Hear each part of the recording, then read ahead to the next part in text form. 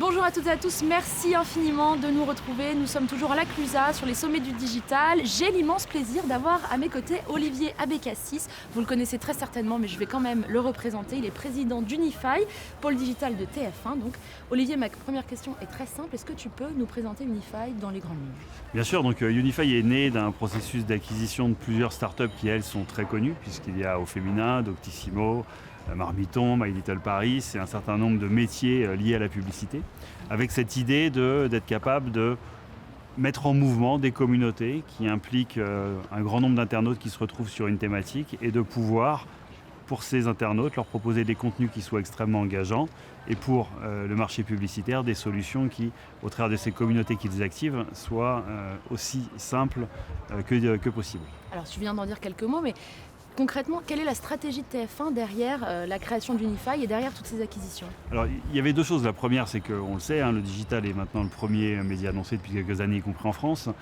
Mais surtout, il regroupe finalement des acteurs qui, à quelques-uns, prennent une grande partie de cela. Pour une raison simple, c'est que le digital nécessite des communautés qui soient larges, nécessite des audiences larges. Et finalement, il y a un enjeu d'être capable de rassembler ces audiences, de les engager avec du contenu et de faire en sorte qu'on puisse les activer le plus simplement. Donc l'idée, c'était simplement de se dire, les comportements évoluent, le nombre de contacts sur les devices évolue.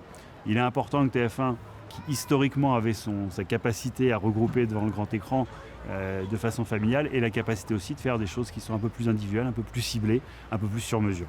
Alors, face à la diversité de ces acquisitions, comment est-ce que vous opérez concrètement la diffusion des compétences dans l'ensemble du groupe TF1 ? Alors je dirais qu'il y a une diffusion à deux niveaux. D'abord parce que, comme je le disais, il y a plusieurs cycles d'acquisition. Donc il y a des entreprises comme Au Féminin et My Little Paris qui s'étaient rapprochées mais qui étaient encore probablement assez éloignées dans les cultures. Et puis celles qu'on a rajoutées, les Doctissimo et autres. Donc pour avoir des choses, c'est au sein de Unify faire circuler finalement cette somme de compétences très complémentaires et faire en sorte que ensemble ces équipes soient capables de s'activer.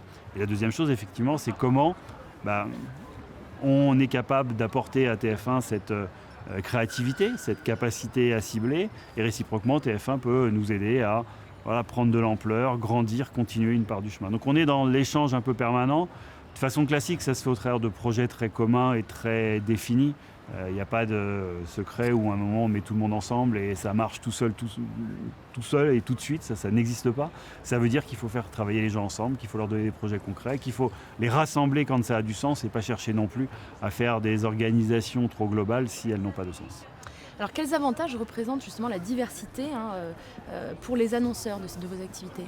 Alors, la première, c'est que on a des thématiques différentes sur lesquelles on est leader, le food, la cible féminine, la mode, la beauté, le parenting. Et donc ça permet sur ces thématiques-là d'avoir des insights de consommateurs, une connaissance des consommateurs qui soit très fine. La deuxième, c'est qu'un annonceur aujourd'hui, quand il s'associe à un média online, il a une problématique. Sa problématique, c'est faire venir du monde en boutique, c'est d'augmenter ses ventes, c'est de fidéliser. Et pour cela, il va vouloir le faire avec un média au travers d'un certain nombre de solutions qui vont lui permettre d'atteindre cet objectif-là.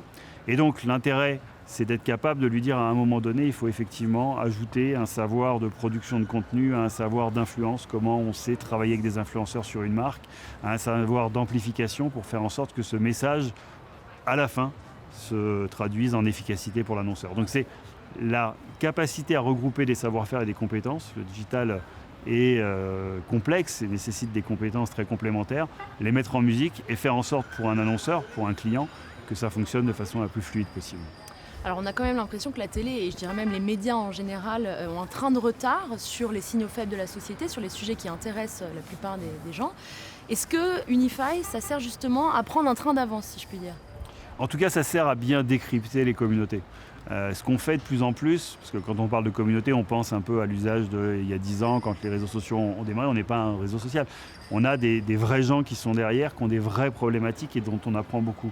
On a fait par exemple, parce qu'on est en France, mais aussi en Europe et aux US, on a fait une étude sur notre site UK, sur la parentalité, où on a compris que finalement tous les parents aujourd'hui disent que le modèle de la famille tel qu'il est présenté dans les publicités par exemple, est beaucoup trop has-been parce que c'est un père, une mère mariés qui sont en général de la même origine. Or, la famille aujourd'hui, c'est des foyers monoparentaux, c'est des multiculturels, c'est 2 hommes ou 2 femmes.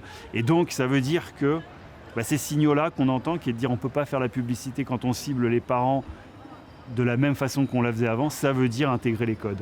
Et ça, c'est des choses qu'on sait remonter parce que nos espaces de discussion, parce que les contacts qu'on a avec nos communautés sont là. On fait pareil sur l'évolution au travers de Marmiton de comment on consomme, qu'est-ce qu'on mange, et du fait que les repas, souvent désormais, sont des repas multiformes parce que dans la famille, les enfants vont décider d'être végétariens quand les parents continuent à manger de la viande, et pourtant on se rassemble devant un repas. Donc l'évolution de cette société, on la sent dans les communautés, et ça nous oblige à repenser nos messages publicitaires.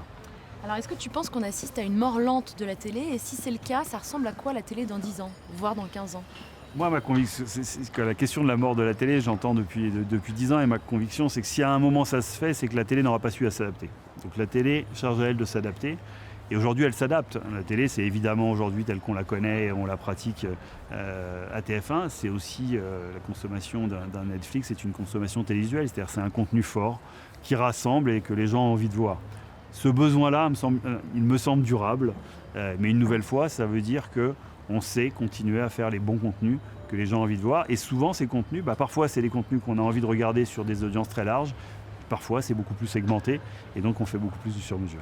Merci infiniment, Olivier. Merci. Restez avec nous, on se retrouve d'ici quelques minutes.